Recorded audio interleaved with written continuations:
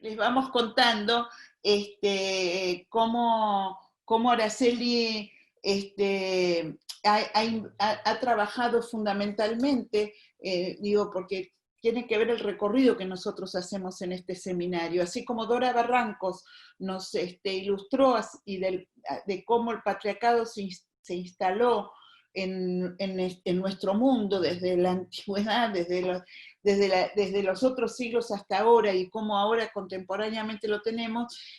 Araceli quiere hablar de nuestra historia, ¿no? También un poco regional, pero sí qué pasó en nuestro país, fundamentalmente con las luchas de las mujeres, qué pasó en la Revolución de Mayo con las mujeres.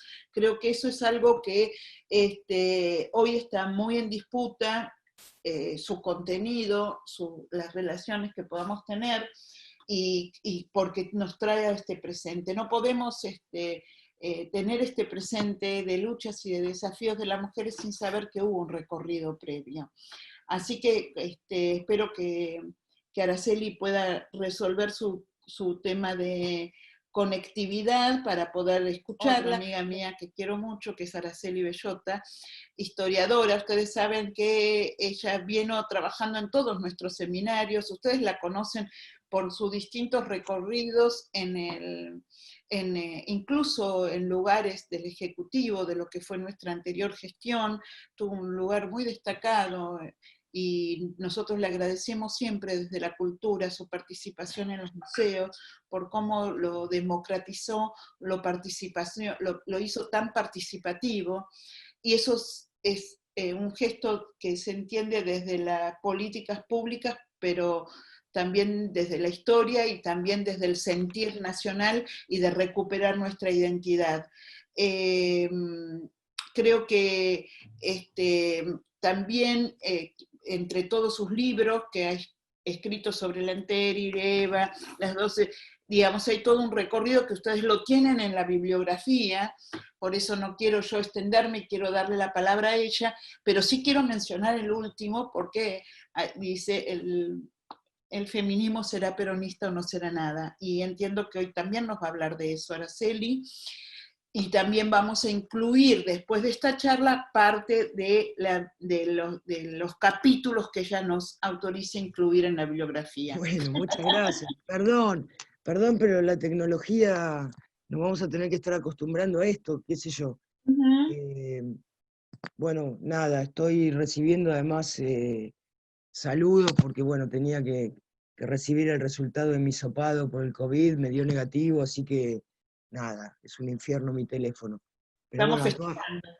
a todas las que estaban preocupadas y me acompañaron en estos días de cortar clavos, bueno, sepan, dio negativo y nada. Ahí seguiremos adelante, será por eso de que yerba mala nunca muere. Bueno, nada, feliz Día de la Patria, en este día no tan importante para todas nosotras, nosotros, nosotres, y que además estábamos acostumbrados y acostumbradas a celebrarlo en las calles, incluso en los últimos años tan horribles que nos tocó vivir. Lo hacíamos como podíamos, pero durante nuestros gobiernos siempre fue una fiesta enorme y bueno, ¿qué va a ser? Ahora nos tocó así, pero de todas maneras no le aflojamos el tranco y como se pueda se celebra la patria, ¿no? Y bueno, y en este seminario de peronismo y feminismo, la verdad que está bueno que reflexionemos desde la historia el tema de nuestras luchas, ¿no? Porque vienen de mucho tiempo, y para poder comprender por qué la Revolución de Mayo, yo digo, cambió la vida a los pueblos, no solo de lo que es la Argentina, sino también de lo que es la patria grande. Bueno, las mujeres no nos cambió mucho, ¿no? Y para entender esto, tenemos que irnos como muchísimo más atrás, que son los tiempos de la conquista, ¿no? Porque en verdad la revolución, lo que pasó, lo que no lograron cambiar nuestra situación, venía desde ahí. Ustedes saben que cuando los conquistadores llegaron a estas tierras, trajeron el incipiente capitalismo que se estaba formando en Europa. Necesitaban acumular capital, y para acumular capital nada mejor mano de obra barata y tierras, ¿no? Propiedad de las tierras. Y esto es lo que vinieron a hacer los conquistadores aquí. Pero al mismo tiempo, cuando llegaron, se produjo un enorme choque cultural con las poblaciones originarias que aquí vivían. No había patriarcado, acá sí había, pero era un patriarcado diferente. La vida era más comunitaria, la cosmogonía de los pueblos originarios era diferente, tenían una visión complementaria de la vida, el sol, la luna, el agua, el aire, etcétera, y también los géneros, también los sexos. Los hombres y las mujeres, si bien tenían roles diferentes asignados, ellos concebían la relación como complementaria. Cuando llegan los conquistadores, lo que hacen es eh, implementar una mirada de la vida binaria, donde los hombres y las mujeres tenían roles específicos, pero el patrón era el rol de lo masculino. Y además también trajeron una concepción que aquellos pueblos originarios no tenían, que era el tema de las mujeres a las casas, a lo privado, a lo doméstico. Los originarios tenían una mirada comunitaria de todo y también de la crianza de los hijos y también de todo lo demás. Bueno, esto se trastocó y las mujeres fueron perdiendo los espacios comunes que tenían, que también pasó en Europa, con el final de la Edad Media y demás, en el mismo tiempo, digamos, donde también la pérdida de los espacios comunitarios confinó a las mujeres a una suerte de aislamiento en lo doméstico.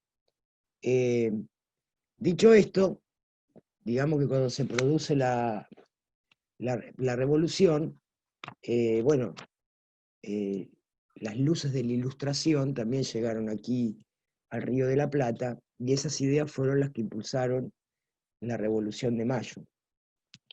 Y la verdad que si bien se trastocaron otros órdenes, no se trastocó este orden patriarcal en el cual las mujeres estaban ya confinadas a lo doméstico.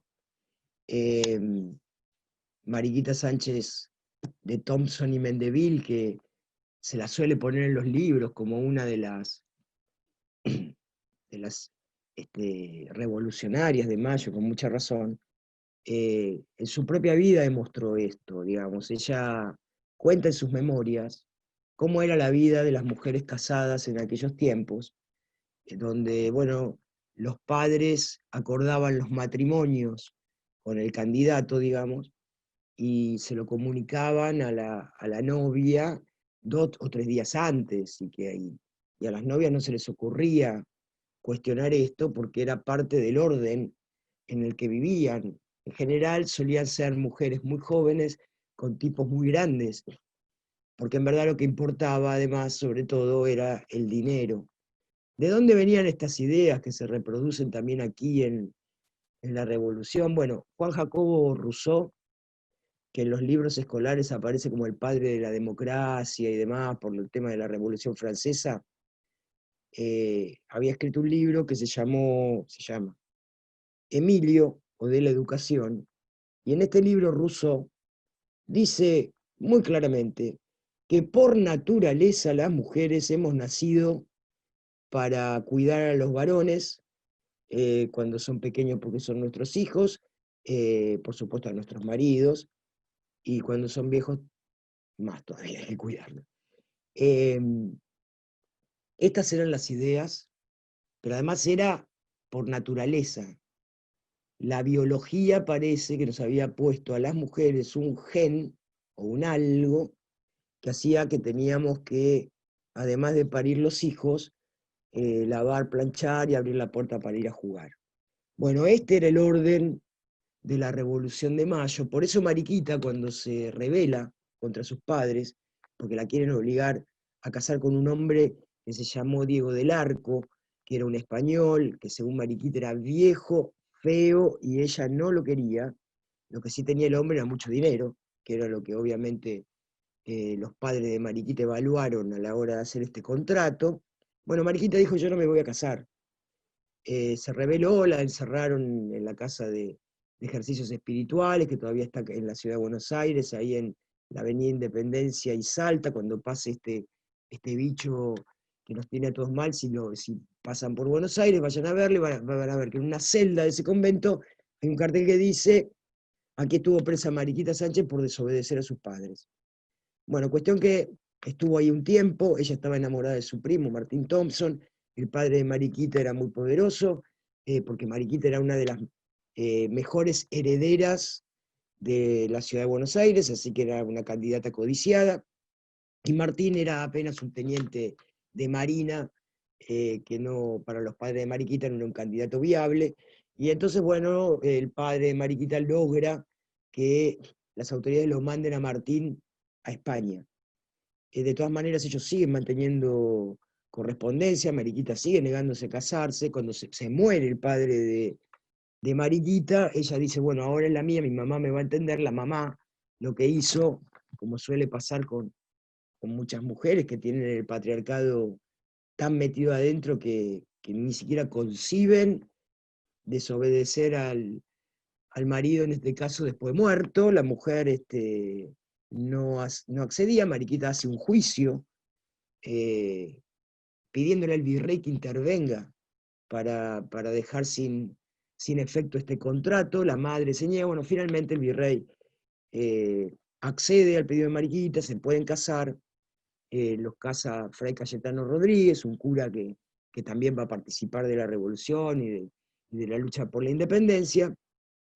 Ese matrimonio dura muy poco, a pesar de que la casa de los Thompson se convierte en un lugar donde se gestó la revolución, donde se discutían ideas y demás. Producida la revolución, a Martín lo mandan en misión diplomática a Estados Unidos, contrae una enfermedad y muere.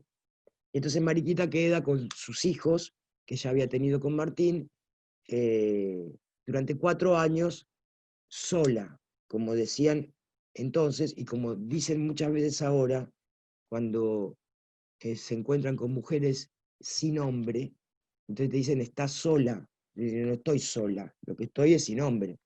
Pero bueno, esta concepción de que se quedó sola, entonces le empezaron a decir que tenía que casarse de nuevo, que cómo iba a estar sola. Bueno, y ahí aparece Mendeville, que era un embajador, eh, que bueno, era unos años más chico que ella, rarísimo en ese tiempo, pero bueno, se casa, total la plata la tenía ella, y tiene otros hijos.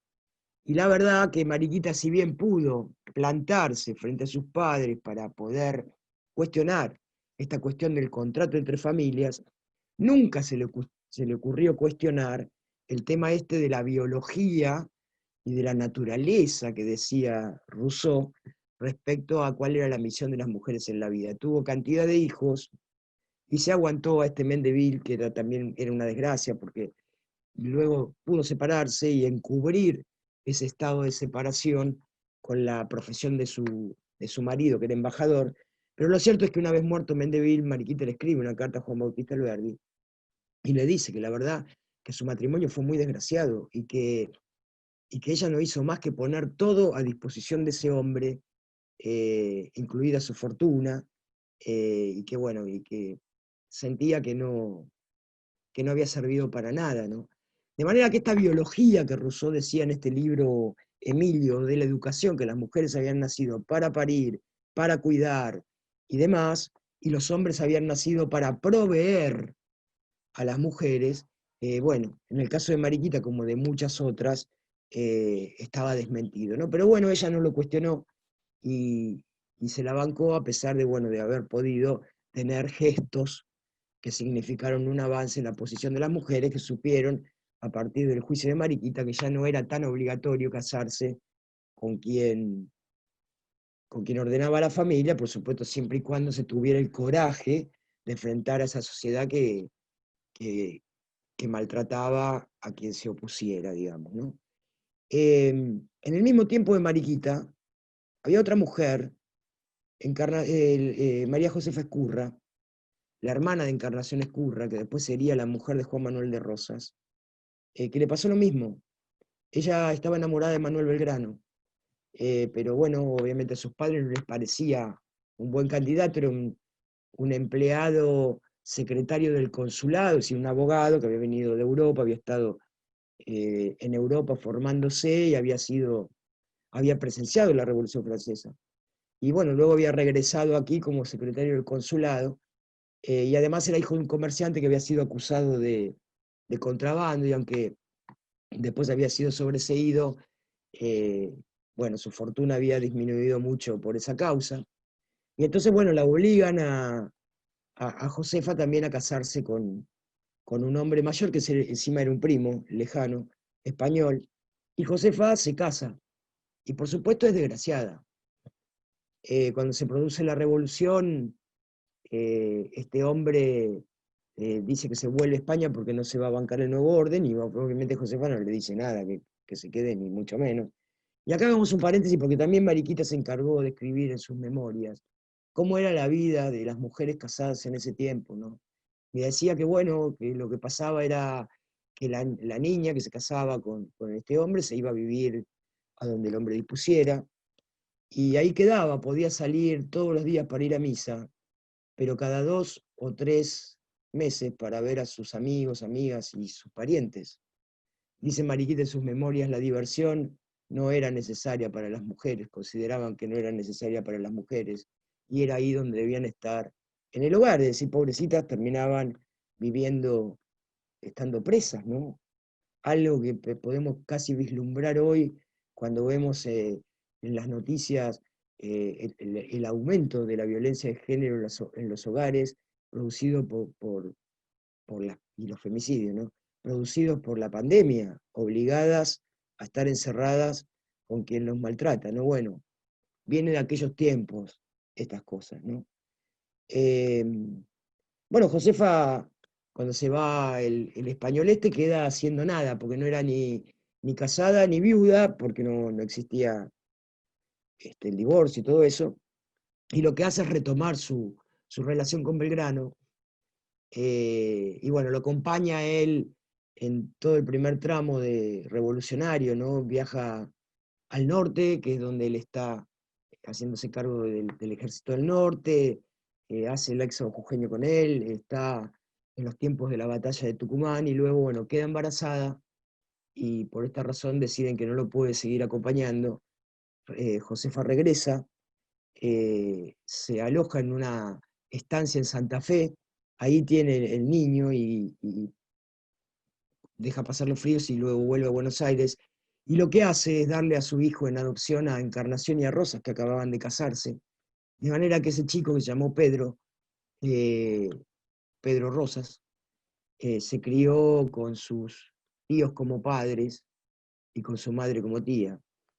Después, cuando bueno, pasó mucho tiempo y ya muerto Belgrano, eh, teniendo 18 años, Rosas le comunicó, le contó cómo era su verdadera historia, y entonces el chico pidió usar los 2 apellidos, y de ahí viene la rama que todavía existe de los Rosas y Belgrano, ¿no?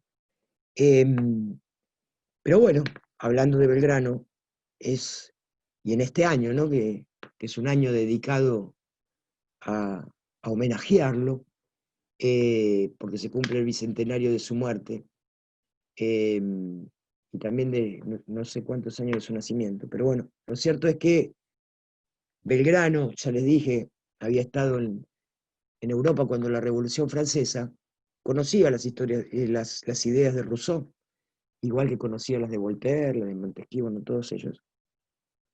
Sin embargo, las ideas de Belgrano fueron francamente revolucionarias respecto de las mujeres, mucho antes de la Revolución, digamos, cuando él llegó aquí como secretario del consulado, estamos hablando en 1796, la Revolución Francesa había sido en 1789, él empieza a escribir estas memorias, que eran una suerte de recomendación a la corona. Ustedes saben que el consulado era una institución que hacía la relación entre los comerciantes, los agricultores, los artesanos, con las autoridades coloniales, con la corona. Bueno, en estas memorias se le empieza a decir varias cosas.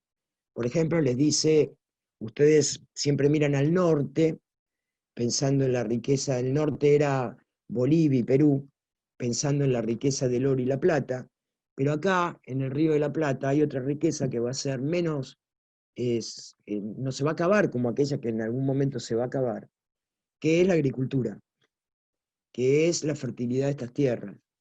Y entonces empieza a decir que, bueno, que había que educar a los campesinos para saber plantar, que había que cuidar el medio ambiente, no decía medio ambiente, pero decía, por ejemplo, no se puede talar indiscriminadamente los montes, cuando se talan árboles hay que plantar otros tres, trae ideas como decían, en algunos cantones alemanes no permiten casar a las personas si antes de casarse no demuestra que plantó X cantidad de árboles.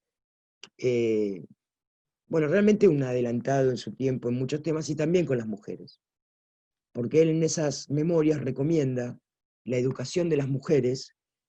Está bien, Belgrano no las libró de esta supuesta condición natural o de la biología que habíamos nacido para parir y cuidar, pero sí lo que hizo fue decir, no solamente porque tenemos que formar a las mujeres que van a ser los que van a formar los próximos ciudadanos, es decir, les asigna a las mujeres un rol cultural, sino además porque también hay que proveerles a ellas un método de subsistencia.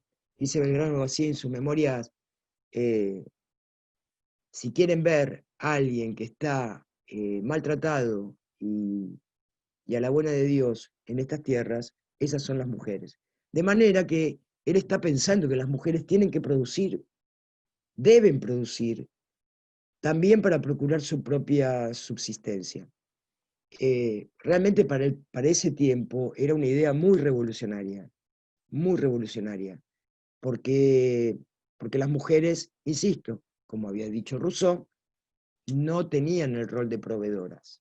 Debían estar en sus casas porque el proveedor eran los varones. Eh, y la verdad que esta es una idea muy revolucionaria, muy adelantada. Belgrano nunca se casó.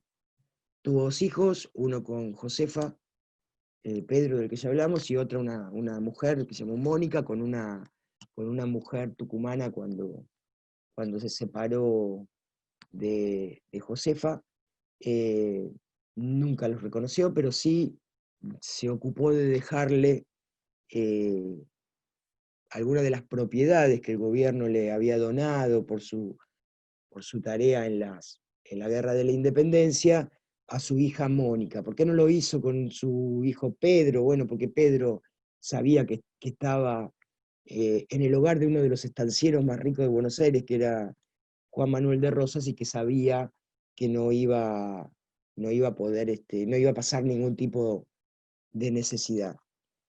Bueno, estas eran la vida de las mujeres en los tiempos de la Revolución. Incluso aquellas mujeres que, que las podríamos calificar de guerreras, ¿no? Porque tomaron las armas. María Remedio del Valle, la misma Juana Zurduy y demás. Estas mujeres tomaban las armas, pero nunca descuidaban las tareas de cuidado, valga la redundancia. Recordemos que Juana arrastra a sus hijos durante toda su travesía y mueren sus hijos. No mueren por balas, pero mueren por enfermedades, por lo que significaba los lugares tremendos que tenía que recorrer mientras iba guerreando y ella sí con la espada en la mano. Eh, lo mismo María Remedio del Valle, por algo le dicen la madre de la patria. Ella con sus dos hijas guerreaban, además de soportar sobre sus espaldas la calidad de esclavas, porque eran negras. Digo, ni aún así las guerreras se libraban de las tareas de cuidado. Entonces yo digo que con las mujeres de esos tiempos y con las que siguieron después también, ¿no? Pasa lo que pasa hoy con las tareas de cuidado nuestras, ¿no? No son consideradas como una actividad económica productiva, pero sin embargo, si no las hacemos nosotras en nuestros hogares, hay que pagarlas. Yo siempre pongo el ejemplo, fíjense qué suelen hacer los varones cuando se separan. O se van a la casa de la madre, si no tienen un mango, o lo primero que hacen es contratar a una mujer para que les haga todo aquello que nosotras hicimos gratis mientras estuvimos casadas. Esto es así, y lo paga, y no le importa pagarlo. Sí, obviamente se lo puede pagar, ¿no? Ahora digo, a la hora de reconocernos a nosotras las tareas de cuidado, no es lo mismo, ¿no? No es recíproco. Bueno, ¿de dónde viene todo eso? Digo, por eso es importante que veamos de dónde viene lo que hoy estamos luchando. Estamos queriendo que nos reconozcan las tareas de cuidado. Bueno, fíjense la antigüedad que tiene, de dónde viene ese tema. Estamos peleando con el tema de la violencia de género, con el tema de los femicidios. Bueno, fíjense de dónde viene. Viene de los tiempos de la conquista. Viene de los tiempos que durante generaciones y generaciones nos enseñaron en la escuela que, y con liviandad, bueno, llegaron los conquistadores y se produjo el mestizaje. El mestizaje no es más que violación de mujeres. Yo me pregunto siempre, y en estos tiempos de pandemia lo podemos entender mejor, ¿no? ¿Cómo hicieron los conquistadores? Porque eran pocos hombres los que venían en esos barcos, bueno, eran pocos en relación a la enorme cantidad de población que había aquí y la extensión del territorio. ¿Cómo hicieron esos pocos hombres para dominar a tanta gente aquí? Bueno, una de las razones, ustedes saben que fueron las enfermedades. Los originarios no tenían defensas, por ejemplo, en contra de la viruela. Entonces, una de las enfermedades que diezmó enormemente la población fue la viruela. Además, por supuesto, del maltrato y de todo lo demás que ya sabemos que significó la conquista. En las minas, bueno, todo eso ya lo sabemos. Pero la viruela fue la que diezmó tribus enteras. ¿Cómo lograron entonces sobrevivir los pocos españoles? Con el mestizaje. El mestizaje fue violación de mujeres. De fruto de esa violación nacieron mestizos. Los mestizos traían genes de sus madres, por supuesto, pero también la de sus padres, lo cual les daba anticuerpos para poder repeler esa enfermedad. Hay que decir también que las mujeres originarias devolvieron el favor con la sífilis. La sífilis era una enfermedad típica de estas tierras, que en Europa no se conocía, que aquí, en estas tierras, era endémica.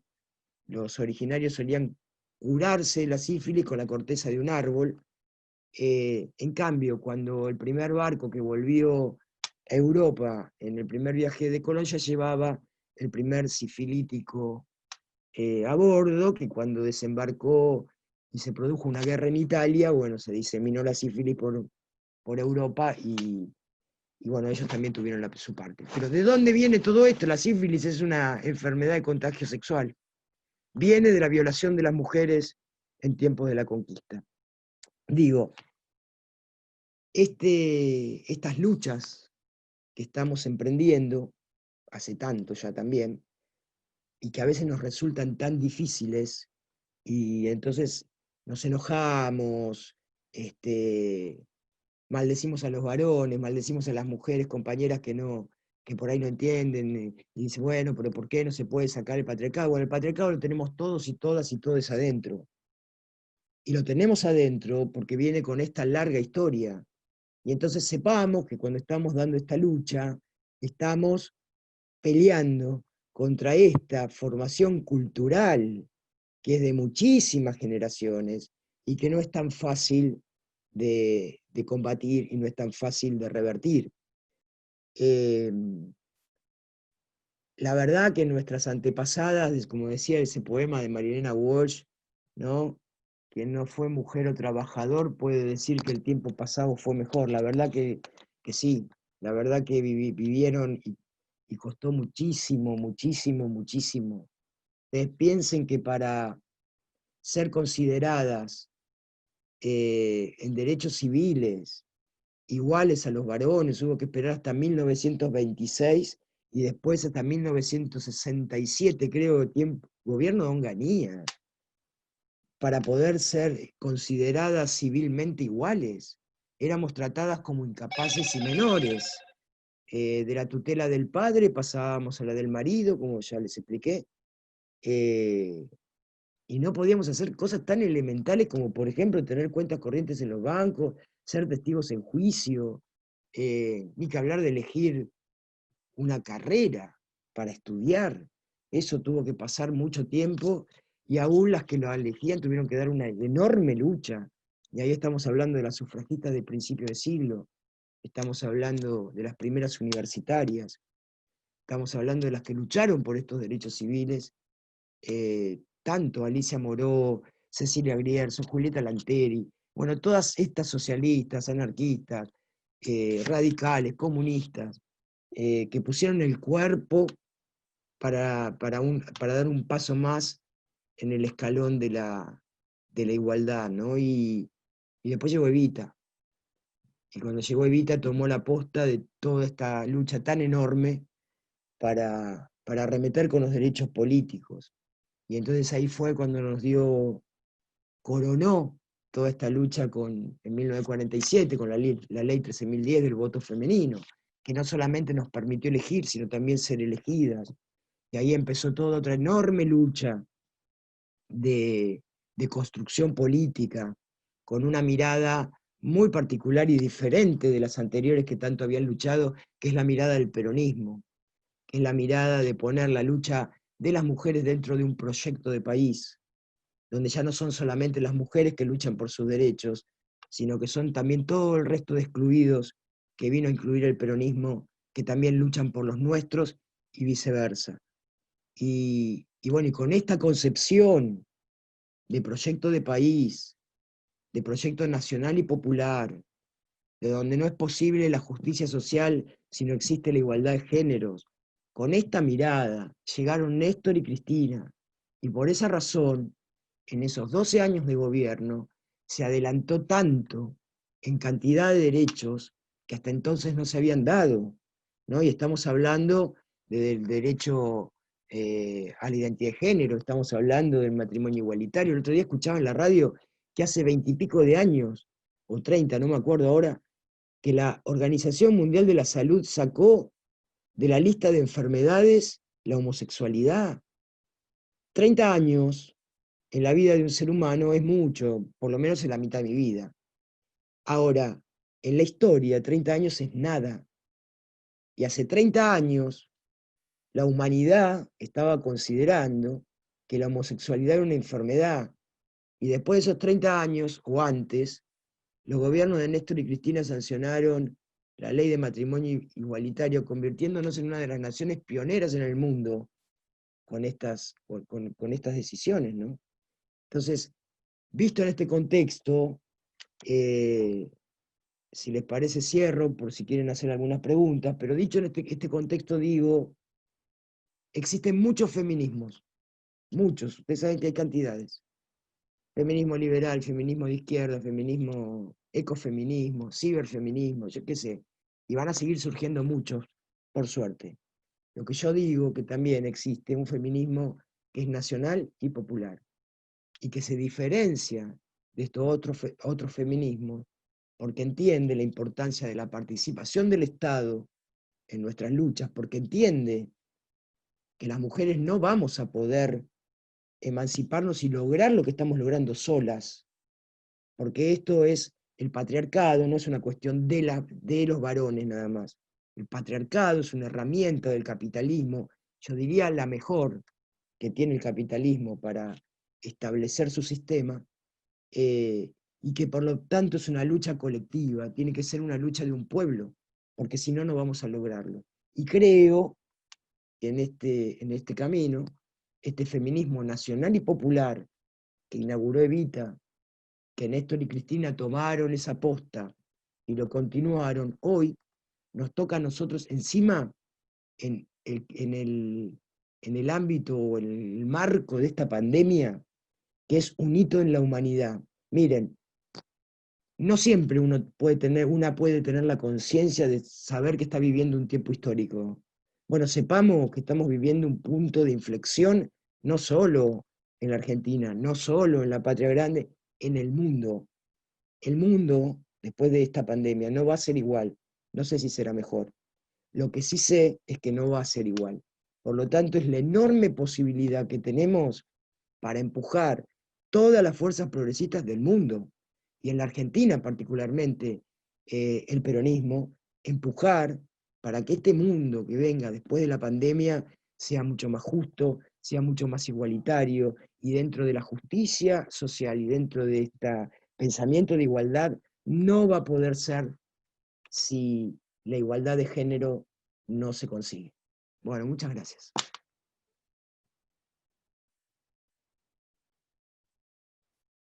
Bueno, muchas gracias, Araceli. Quiero comentarles un par de cosas que vamos a ir dándole lugar a algunas de las preguntas, o más bien hay como inquietudes. Y entonces, bueno, vamos a transmitirlas, que en realidad también pueden contestar la compañera Araceli desde su propia mirada, y las compañeras que están presentes hoy, que son de las Perlitas. Emilce Moller, Juliana Marino, Liliana Masure, digamos, tenemos muchas compañeras de Perlitas aquí escuchando atentamente a Araceli. Te hago una mención, en Gualeguaychú está la lupa, en Memoria Colectiva me pidieron que te avise que ellos están trabajando con el feminismo del 43 al 60. ¿Quieren que estés al Bueno, tanto de buenísimo. esto? Muchas gracias. Después, no sé, Malena, Lorena, si querés que ver estas cuestiones, estas inquietudes que nos han transmitido, si querés vos comentárselas a Araceli. No, preguntaban dónde encontrar las memorias de Mariquita. Las memorias de Mariquita no están editadas, están agotadas. Yo las tengo porque soy una gran revolvedora de, de librerías de viejo. Pero bueno, supongo que las bibliotecas deben estar, en las bibliotecas de las instituciones, de las provincias donde están las compañeras. Imagino que aquí en Buenos Aires debe estar en la Biblioteca Nacional seguramente. Y si no, bueno, pueden leer El peronismo será feminista o no será nada, que es mi libro publicado recientemente en el 2019, y que ahí, bueno, hago mención de estas memorias. ¿No querés explayarte un poquito más sobre ese libro, Araceli, que están preguntando mucho? ¿Sobre el peronismo será feminista o no será nada? ¿Eso? Sí. Bueno, sí, si quieres. Digo, ese libro es el resultado del trabajo que durante 4 años hicimos con las compañeras de la Comisión de Géneros del Patria, donde, bueno, empezamos a hacer el seminario Peronismo y Feminismo, que primero lo empezamos a hacer en la capital federal y que después también lo fuimos llevando a las distintas provincias. Eso nos permitió a todas tener una mirada, con las compañeras lo hemos hablado muchas veces, nos iba ampliando como la mirada, nos iba ampliando la cabeza, y eso se completó en mi caso con mi militancia territorial en Moreno, provincia de Buenos Aires, eh, donde me empecé a dar cuenta que cantidad de cuestiones eh, que solíamos tratar en los feminismos o en el feminismo, qué sé yo, a mí me hacían ruido. Y me hacían ruido sobre todo cuando tenía que ver con lo popular. Y entonces las compañeras de los barrios, por ejemplo, me planteaban cosas que me hacían pensar. Y ahí empecé a pensar en esto de un feminismo nacional y popular. Por eso el libro se llama El peronismo será feminista o no será nada, tomando aquella frase de Eva Perón, ¿no?, que decía será revolucionario o no será nada, y completa con aportes para la construcción de un feminismo nacional y popular. Y me parece que es una tarea eh, que la estamos haciendo, digamos, y me pareció que era un buen aporte eh, escribirlo, sobre todo porque entiendo que la historia tiene mucho que ver con, con cómo construimos nuestra mirada, ¿no? Digo, si ustedes ponen en Google historia del feminismo, le va a salir: el feminismo nació en la Revolución Francesa, cuando se publicó los derechos del hombre y el ciudadano, y que era exactamente eso, y entonces Olimpia de Gouges escribió los derechos de las mujeres y las ciudadanas, y terminó en la guillotina, bla, bla, bla, bla. Bueno, está bueno para el feminismo europeo, ahora digo, para el feminismo de la patria grande, me parece que tenemos unos cuantos años más de resistencia, por eso yo arranco con la conquista, ¿no? Bueno, en verdad el libro arranca con los pueblos originarios, porque es cuando empezó nuestra historia. Pero digo, nuestra mirada de nuestro feminismo no puede arrancar en la Revolución Francesa, porque no es nuestra historia. En todo caso, es la historia de las europeas.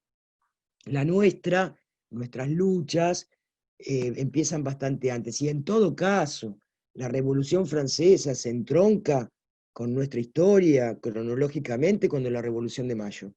Pero antes teníamos cantidad de resistencia que me parece que debemos tener en nuestra mirada. Y digo esto para a veces no repetir algunas cuestiones que tienen más que ver con Europa o con Estados Unidos que con nuestras propias experiencias, y por eso hay tantas compañeras en la América Latina que también ensayan su propia mirada de acuerdo a la región donde están, ¿no? Esa es la idea del libro. Gracias. Mira, antes de seguir con las preguntas, le voy a dar la palabra a Lili Masure, que como Sí. habló previamente como Patricia y Juliana y Emilce. Bienvenida, Liliana. Espera que no te... Ahí está. Ahora sí. ¿Cómo están, compañeras? Gracias, Araceli. Escucharte siempre es fantástico, porque hace que nos sintamos incluidas, parte de la historia, protagonistas, y nos pones en claro el lugar que ocupamos. Es fantástico, me encanta escucharte. Y bueno, un saludo para todas en este Día de la Patria. Esperemos que este 25 de mayo empecemos una nueva etapa, porque así nos obliga la realidad histórica, como dijo Araceli, que nos toca vivir. Empecemos una nueva etapa de liberación y fundamentalmente de para adelante con nuestras luchas, mujeres que son muy importantes, porque representamos y somos parte de este colectivo, como dijo Araceli, también incorporar el feminismo dentro del peronismo hace que todo tome otra dimensión, y tenemos que aprovechar esta coyuntura para avanzar, para crecer y para traer más felicidad para nuestro pueblo, que no la está pasando bien. Muchas gracias y saludos a todas, un gusto verlas por aquí por la pantalla. Gracias, Lili. Lorena, creo que hay algunas preguntas, ¿no? Sí. Esperame un segundito que vamos a poner en pantalla, porque me parece que no está Nico. No sé si está Nico, así me ayuda para poner a Araceli en pantalla, si puede... Ah, bueno, si no vemos, a ver. Ahí está. Ahí Bueno, está. una de las preguntas, bueno, piden obviamente que recomiendes libros, y después consultan dónde enfocar los esfuerzos para poder asegurar que las consecuencias de esta crisis no profundicen aún más la discriminación hacia las mujeres. Y además, ¿qué reflexión tenés respecto de la cantidad de femicidios y la situación de desprotección que hay en esta situación de pandemia?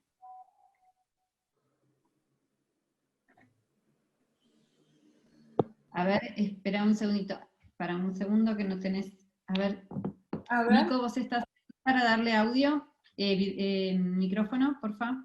A ver, ahí está, ahí te puse. Ah, ok. ¿Se escucha ahora? Sí, perfecto. Sí, sí. Bueno, digo, no cometamos el error de algunos medios de comunicación donde...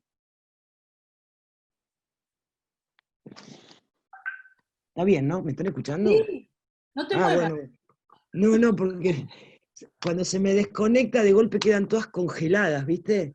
Y yo sigo hablando y de golpe me doy cuenta que estoy hablando sola porque quedaron todas congeladas. Yo te aviso.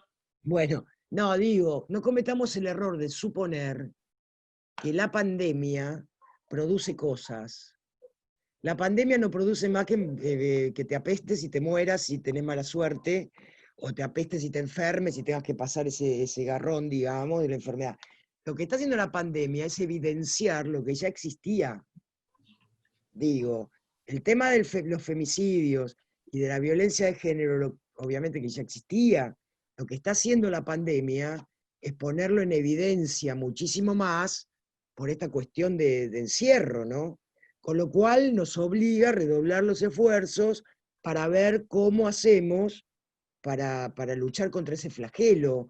Digo, lo mismo pasa con el tema de la acumulación de la riqueza. Digo, no es que la pandemia produce desgracias económicas. La desgracia económica ya estaba producida antes.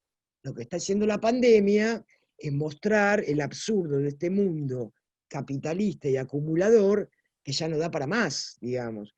Entonces lo que tendríamos que hacer es ver cómo aportamos para que terminada esta pandemia el mundo cambie. Entonces digo, esto en cuanto a los femicidios y lo demás. No me acuerdo qué otra cosa que era. Libros sobre feminismo nacional y popular, la verdad que no hay muchos. Está está el mío, pero también está la compilación que hizo Estela Díaz, que se llama Peronismo y Feminismo. Está en la bibliografía. Bueno, que también es resultado de estos seminarios. Porque, digamos, y no por ser hacer autobombo, pero convengamos que el Instituto Patria, con su comisión de géneros, fue pionero en encarar la teorización, por lo menos. Porque digo, ahí, como voy a llamar las perlitas, ahí está Juliana Marino, que fue para mí mi maestra de peronismo y feminismo cuando yo me incorporé al peronismo, digamos, allá por la década de los 80. Y son compañeras que han hecho enorme camino al andar, han editado, ha habido revistas, la revista Mujeres, me acuerdo que hacíamos con ellas, del el PJ de la Capital Federal, que no sé cómo nos dejaban hacer eso, pero lo hacíamos, en los 90, entonces digo, sistematizado hay bastante poco, por eso digo, me parece que estos libros hicieron punta, y es un desafío y una invitación a que otras compañeras también sistematicen, publiquen. Ha habido una revista que hacía Ana Celis, Género y Peronismo, ha compilado artículos. Pero bueno, por ejemplo, habría que pensar por qué no una edición de esos artículos de esa revista de Ana Celis y empezar a aumentar esta producción de un feminismo nacional y popular que no abunda tanto, ¿no? Bien, otra de las consultas, voy a leerte algunas y bueno, vos vas eligiendo el orden. Dice, las mujeres en lugares de toma de decisión política deberán transformar la manera de ejercer ese poder, porque en la política se reproduce una verticalidad que el feminismo viene a poner en debate y en tensión. Otra de las cuestiones es si pensás que hay conciencia feminista en las jóvenes de barrios populares. ¿Qué pensás o qué podés hablar de Macacha Güemes? Después, bueno, dejamos ahí y seguimos leyendo y te voy pasando el resto, ¿sí? Bueno, Macacha Güemes, breve, digamos, la mujer de Güemes, que por supuesto acompañó a su marido en todo, pero digamos, también una mujer de su tiempo que lo hizo acompañando al marido, digamos, y sin descuidar el rol que las mujeres de aquel tiempo le asignaban, digamos, ¿no? Haciendo doble esfuerzo, como seguimos haciendo las mujeres hoy cuando tenemos nuestras tareas de cuidado más el trabajo para el mercado, ¿no? Tema de la política, bueno, yo creo que las mujeres, sobre todo las mujeres peronistas, tenemos que retomar aquel espíritu de Eva Perón cuando fundó el Partido Peronista Femenino, ¿no? 1949, único partido en el mundo, solo integrado por mujeres, ¿no? Y ahí Evita le dio 2 tareas a las mujeres peronistas. En aquel tiempo, porque también, bueno, el movimiento peronista que recién había nacido también tenía sus cimbronazos internos. Y entonces Evita le dio a las mujeres 2 misiones. Una, cuidar la doctrina. Y la otra, trabajar por la unidad. Y a mí me parece que en el presente seguimos teniendo la misma misión. Trabajar por la doctrina. Cuando digo trabajar por la doctrina, quiero decir que nosotros hemos tenido tiempo, sobre todo en los gobiernos de Néstor y Cristina, de poder rever todo el tema de la década del 70, el genocidio, la dictadura, bueno, todo lo que sabemos que que pudimos rever, porque costó mucho poder hacer eso, y porque Néstor y Cristina tomaron la aposta de las madres, abuelas y de todos los organismos que tanto habían luchado por esto. Y no nos dio tiempo, me parece que este es el momento, de poder rever cuánto daño le hizo a la política y a la militancia en los 90. Y me parece que cuando Evita decía cuiden la doctrina, bueno, tal vez hoy tenga que ver con poder retomar los viejos valores del peronismo, y de la forma de construcción, y de la forma de hacer política y demás, que los 90 nos quitaron. Y creo que en esto las mujeres tenemos un gran papel, porque además nosotras tenemos una forma de encarar la política diferente. Porque somos mujeres, porque somos feministas, y porque entendemos un poco más de la horizontalidad, entendemos un poco más de la cosa compartida, y entendemos un poco más desde el corazón también. Y me parece que este es el aporte que debemos hacer a la política, que es difícil si no me lo cuentan, es dificilísimo.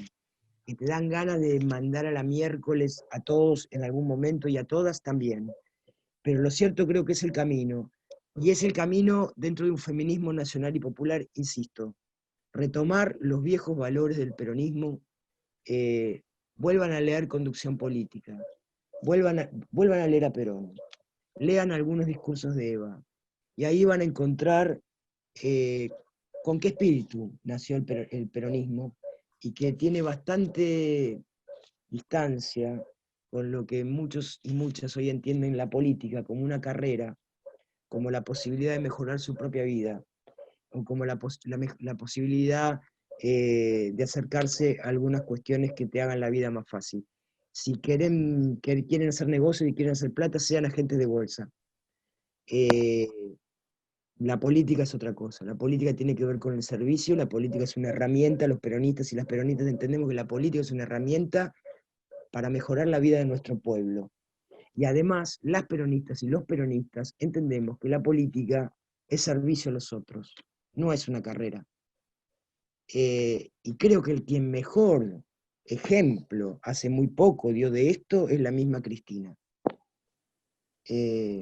Dijo, voy a ser vicepresidenta y el lugar de presidente lo va a ocupar otro porque entiendo que es la mejor manera de aportar a este momento en nuestro pueblo. Esa generosidad es la generosidad del peronismo fundacional. Recuperemos eso. Las mujeres podemos hacerlo. Tenemos como, no sé, tal vez mayores condiciones, no por biología, sino porque culturalmente nos han criado distinto. Yo creo que tenemos esa posibilidad. Yo creo que otro dirigente en lugar de Cristina no lo habría podido hacer. Y Cristina lo hizo. Porque es mujer, porque es peronista y es feminista, aunque ella diga que no. Como muchas consultas acerca y esto vos creo que has tenido alguna incidencia, no sé si en esta gestión que recién inició y apenas inició, está en pandemia, pero sí en la gestión anterior nuestra, acerca de los materiales en las escuelas. Yo respondí acá por privado que sí, que evidentemente hay mucho material en las escuelas que habla de nuestras mujeres en la revolución y en la historia. Pero bueno, fíjate si vos tenés alguna información un poco más acerca de cómo contribuyeron, sí, las historiadoras como vos al material educativo que se distribuye en las escuelas. Yo nunca trabajé ese tema con los libros de las escuelas. Me da la impresión que falta un poquito más, ¿no? Me parece que ha hecho más paca a paca al respecto que los libros de las escuelas.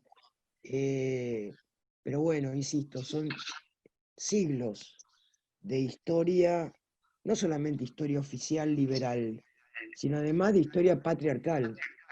Y creo que en esto, sí, yo creo que hace falta una vuelta de rosca y de mayor profundización de la igualdad en el relato historiográfico. Insisto, no le digan más a los chicos y chicas en las escuelas que se produjo el mestizaje, por favor, díganle que violaron mujeres.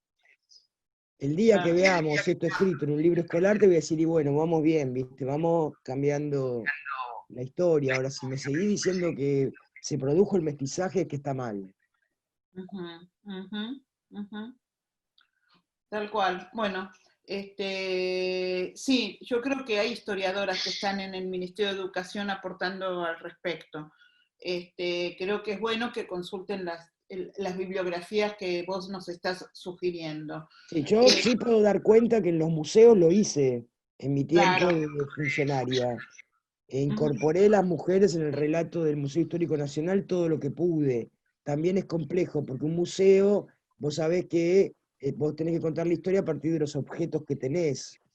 Y la verdad que objetos de mujeres no hay muchas salvo las emblemáticas. Pero bueno, fuimos tratando con diferentes recursos incorporar incluso a la mujer del pueblo. En los museos no hay pueblo. Digamos, en los museos históricos tradicionales no hay pueblo. A nadie se le ocurría juntar una alpargata a un gaucho. Te juntaba la espuela del estanciero, digamos. Entonces, bueno, hay que hacer mucho trabajo en función de muchos excluidos de la historia, no solamente las mujeres, sino también los otros excluidos y otras excluidas, pero bueno, creo que es un camino que hay que hacerlo y que hay que hacerlo con conciencia. Hay que hacerlo.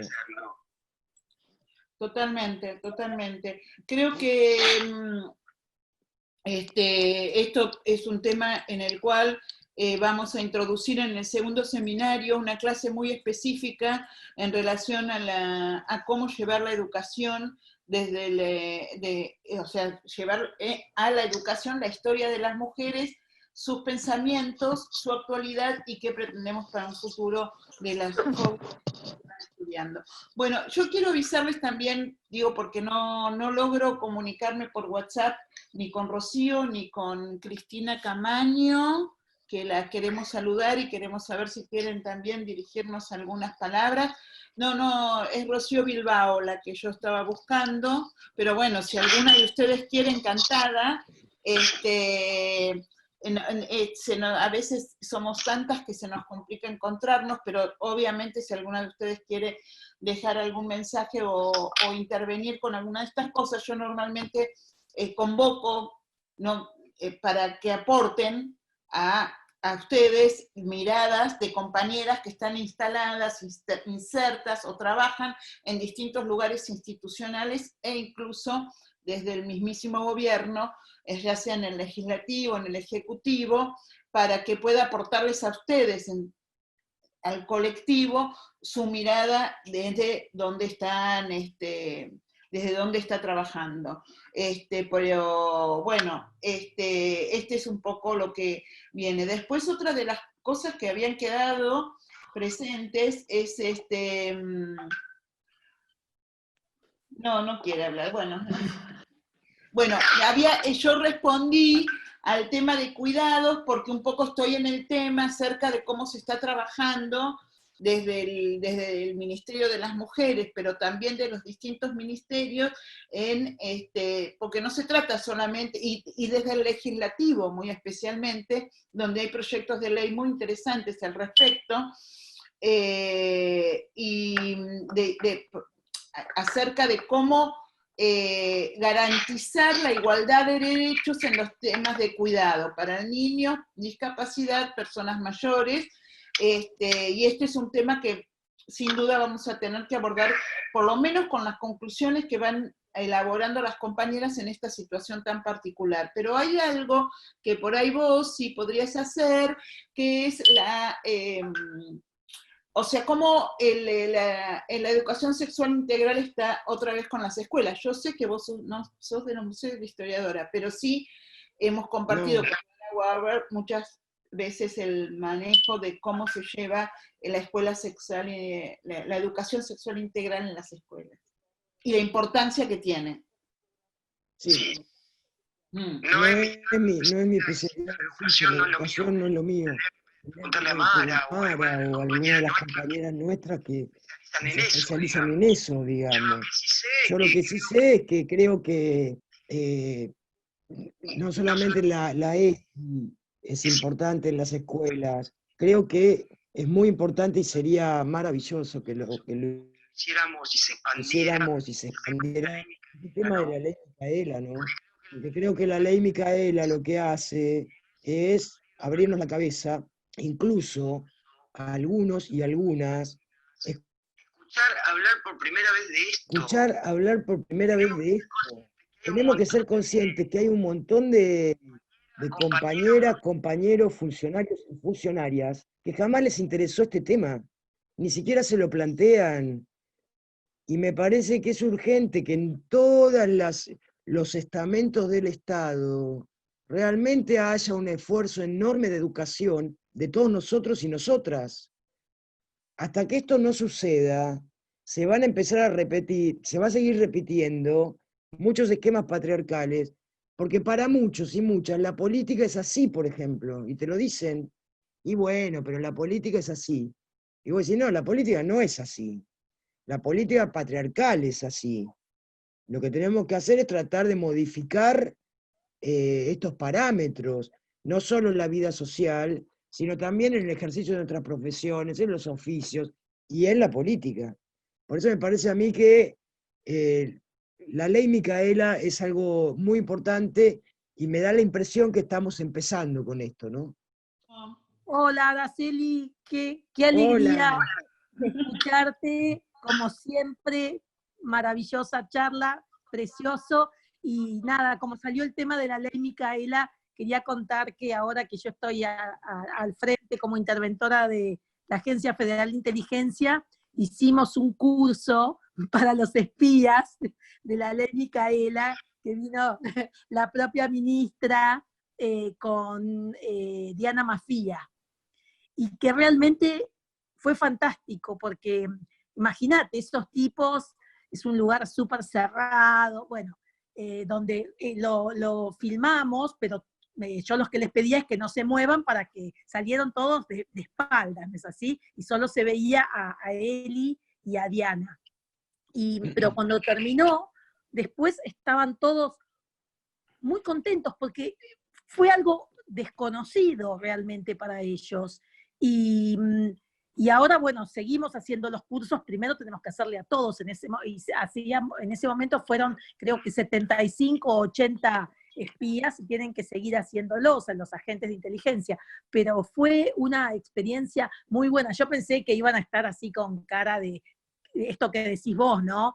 ¿Para qué me traen acá? ¿Que tengo que escuchar esto? Sin embargo, terminaron muy interesados y después repetían las frases que había dicho Diana Mafía. Fue muy impresionante para mí, muy impresionante. Quiere decir que a veces también hay que probar, hay que insistir en esos temas para que a la gente no sé, se le mueva algo, ¿no? Se le abra la cabeza. ¿Se escucha? Sí, tal cual. Sí, Bueno, perfecto. bien, porque quedó congelada Araceli, ¿no? Puede ser porque tiene mala señal. Está bien. Pero sí, te escuchan e incluso también Judith, todas. Bueno, a vos te estoy viendo ahora, sí. Bueno, gracias, Cristina. Mirá qué importante. No, a ustedes fue muy lindo es esto, muy bueno. Además que justo el tema de la ley Micaela que salió y que vos pudiste comprobarlo en la práctica, pero tiene razón en que hay que hacer como dice Araceli, que tiene que tener esto un seguimiento para realmente que se cumplan con lo que con lo que dice, no solo lo que dice la ley, sino lo que dicen cuando se capacitan al respecto, ¿no? Sí, y déjame que te agregue algo. Dale. Posteriormente a eso, varias agentes vinieron a hacer denuncias de acoso, de abuso, gente que nunca había querido hablar, porque ese lugar es como muy cerrado, muy oscuro, ¿no? Como dice el presidente, los sótanos de la democracia. Sin embargo, la ley Micaela, conjuntamente con un protocolo que hicimos para las mujeres, ayudó para que por acoso laboral, para que muchas mujeres hayan venido a denunciar a otros agentes. Fue muy fuerte. Sí, claro. Bueno, esto había pasado también en el Ministerio de Defensa y en el de Seguridad, ¿te acordás, Cristina? Exactamente, sí. Una vez que se creó una dirección de género, ahí entonces Exacto. se abrió la posibilidad, ¿no? Creo que a esto es lo que muchas de las compañeras de hoy nos preguntaban cómo incidir y cómo seguir avanzando en el tema de la no discriminación. Así que vino fantástica el haber intervenido, Cristina, en esta charla. Muy bueno. Gracias. Un abrazo a todas. Un beso grande, gracias, Cristina. Araceli, ¿vos en qué estás? ¿Escuchás? ¿No escuchás? No sé si está, yo no la veo, no la encuentro. Acá está. Ahora, Vale. ¿qué es de tu vida? Las escucho por los auriculares, sí. ¿Ustedes me Eso, bueno, escuchan? porque nos estamos Ajá. despidiendo, ¿viste, Araceli? Sería bueno que nos Sí, podamos se escucha. Se en escucha, esta se escucha. despedida. Sí. Interesante lo de Cristina con la AFI, Muy, ¿no? Muy bueno. muy interesante. Pero ves que es eso, en serio digo, por supuesto que no tenemos que aflojar ni un paso atrás, como diría Néstor, ¿no? Pero digo,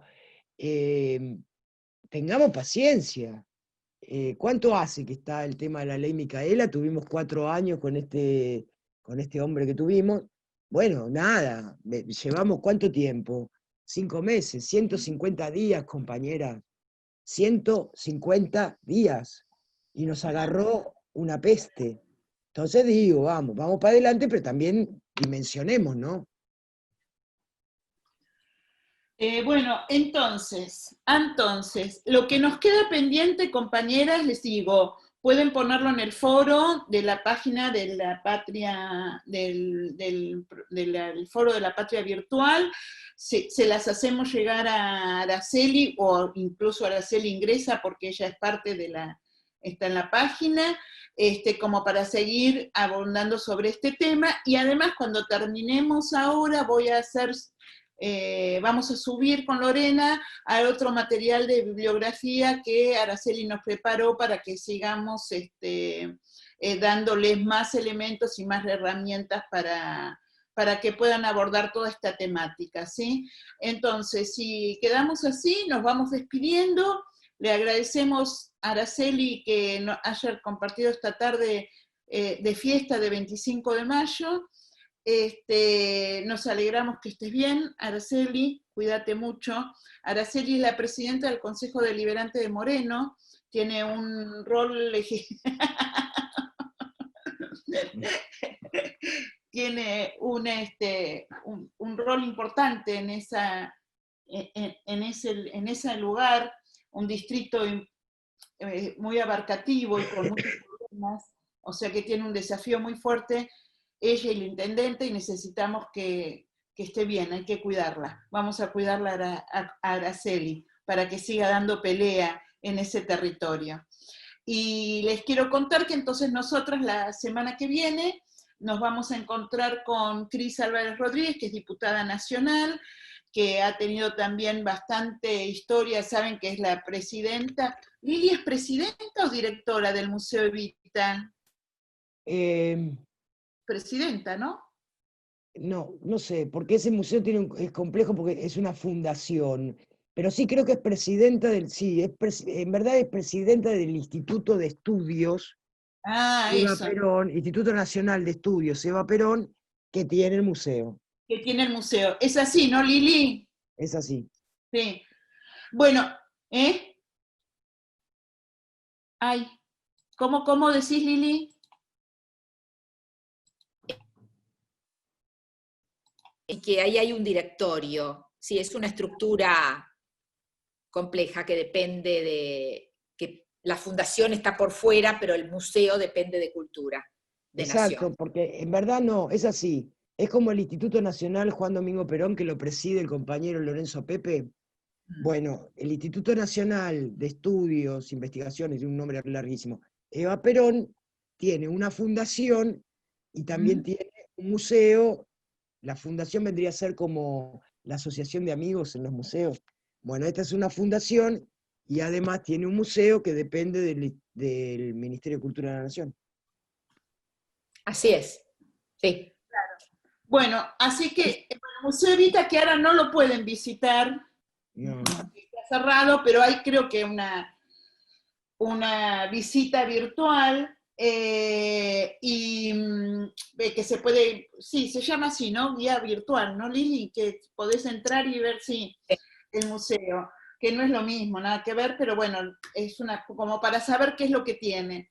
Pero bueno, lo digo esto en relación a que hay un gran caudal de experiencia y de conocimiento acerca de la historia, y sobre todo en esto que es legisladora nacional, que es diputada nacional, ya hace unos cuantos años, y ella viene también de una experiencia en el Ejecutivo. Entonces, con todo esto que estamos hablando acerca de la inclusión de las mujeres, de la igualdad, de tener poder y qué sé yo, ahí viene. Sí, Lili.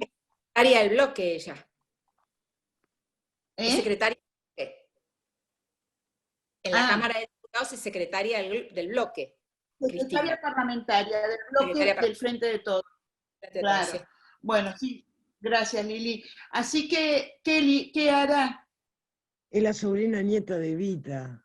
Además. Quería dejar al final.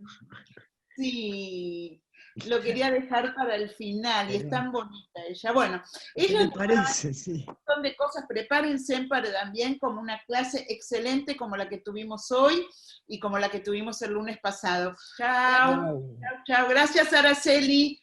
Gracias, Patricia. Gracias, Lili. Chao. Gracias, Emilce. Gracias, Hilda. Gracias, compañera.